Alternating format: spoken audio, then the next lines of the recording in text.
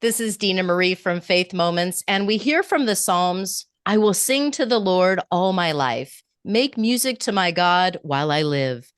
May my thoughts be pleasing to him. I find joy in the Lord. Bless the Lord, my soul.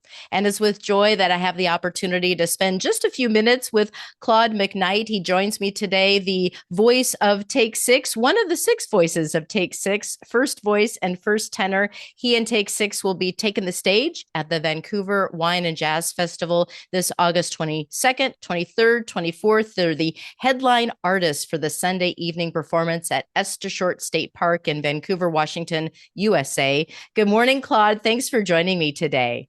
Good morning. My pleasure to be here. Well, I have heard Take Six since you started in the late 1980s. I'll date myself a little bit. Give us a sense of how you six voices got together. What were the beginnings of Take Six?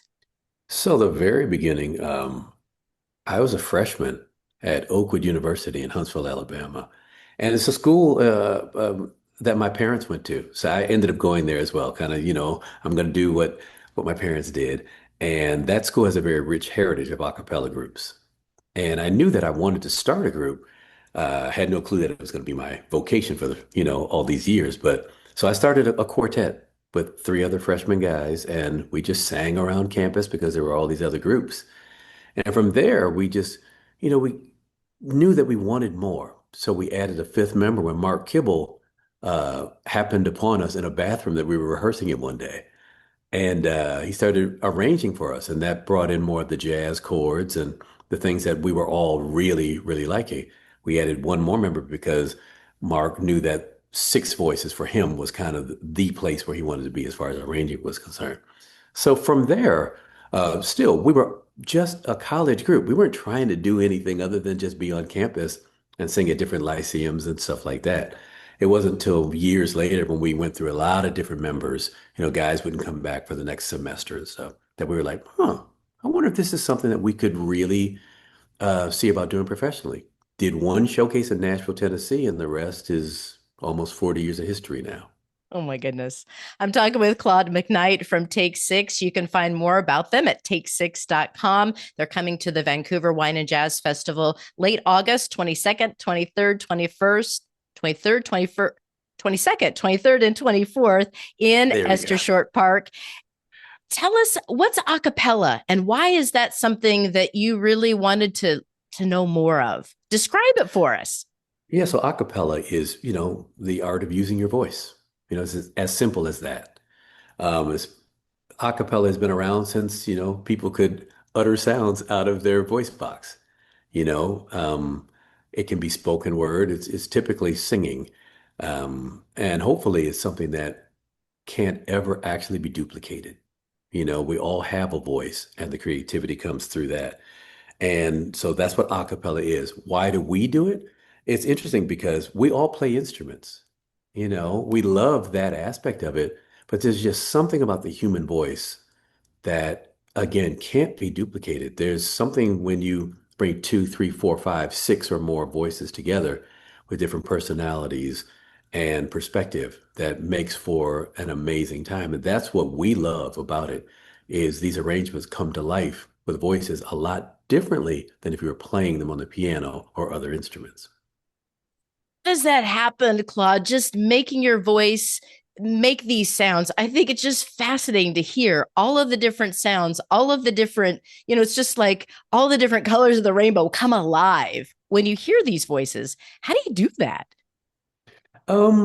That's a great question. I think what has to happen for you to do it well is you don't look at yourself as being um, an individual. And what I mean by that is you're all part of one organism, and that organism has to move together in sync. And of course, it's like spokes in a wheel. If one spoke is broken, then that wheel doesn't roll correctly. And I think that's how you do it. You have to look at it as I'm very important, but I can't go outside of myself to to disrupt what the wheel is supposed to do. I think that's what makes a great a cappella group. Mm-hmm.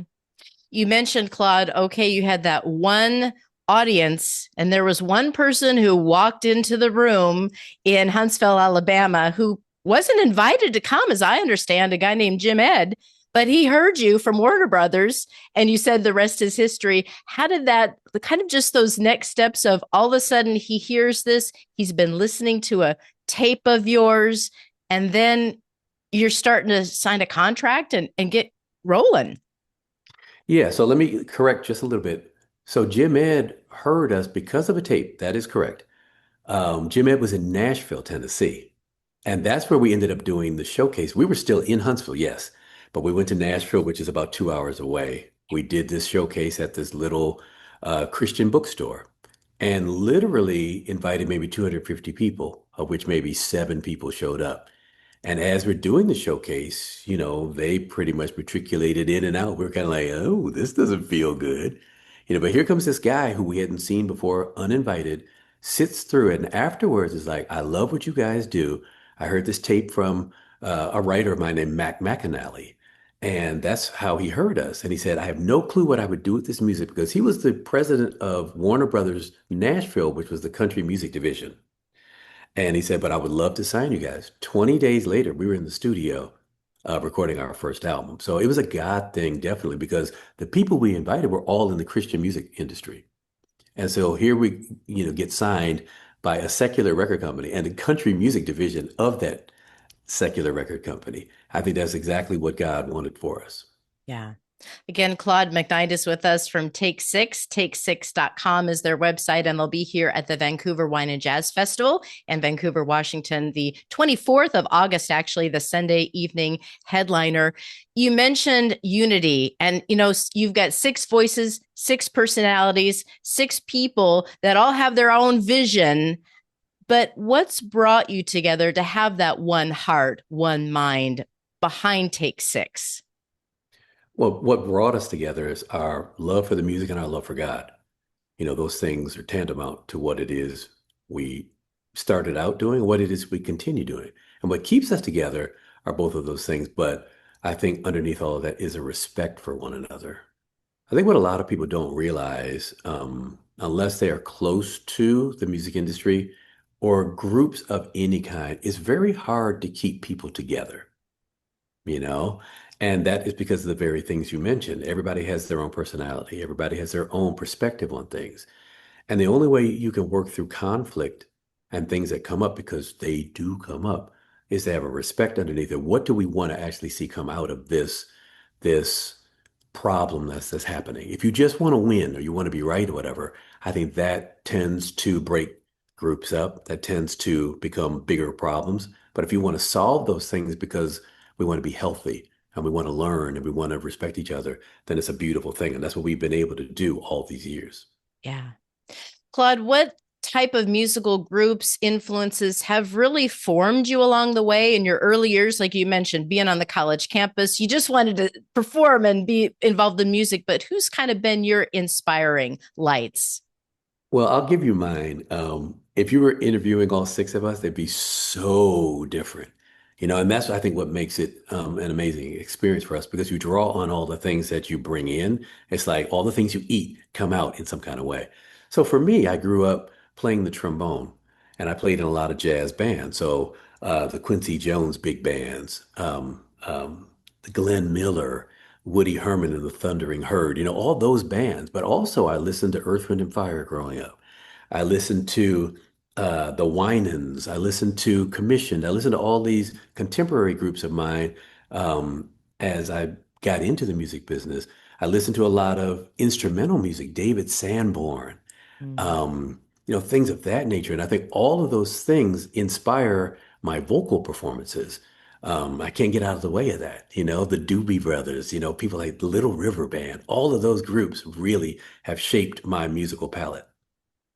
I love to hear it. Claude McKnight with us from Take Six. You guys were young, just kind of getting started, not only in a musical career, but with families and thinking about marriage and all of those, just that next season of life.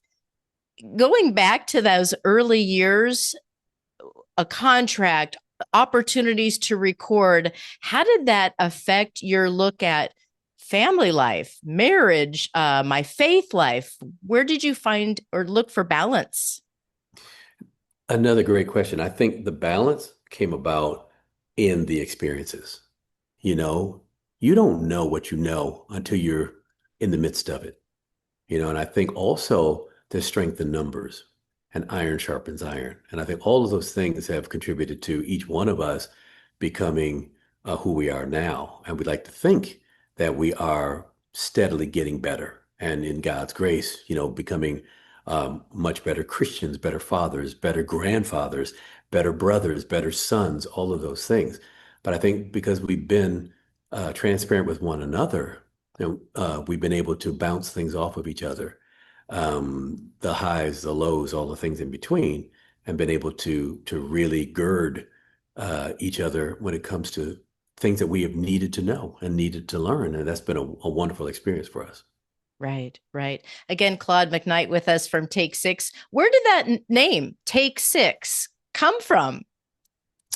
Uh, it it was quite a process because when we got signed to Warner Brothers, our name was Alliance. That's the name we had had for years, but they did a search on that name and another, I think, pop group had it. So we had to change ours. And we went through a lot of different names. We sat in a room and we wrote a lot of things down. There were some crazy names that came up. And finally, and we voted on them. So, we had to have at least four votes to be like, oh, okay, well, this might be the one. Finally, we did kind of a play on Dave Brubeck's Take Five, and that's how we came up with Take Six. All right. Claude McKnight with us from Take Six. Again, his website, take6.com. You can check out what's going on tour, not only in the US, but all around the globe. But one of the tour stops is going to be right here in Vancouver, Washington, USA, at the Vancouver Wine and Jazz Fest. 25th year of this festival. It's a phenomenal festival, the best of the best, not only from the Northwest, but from all over: jazz, a cappella, gospel, R&B, hip hop, fusion.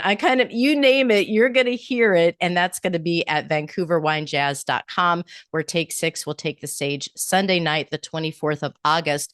Claude, we're coming up to a break, so stay with me and we'll continue our conversation in the next half hour.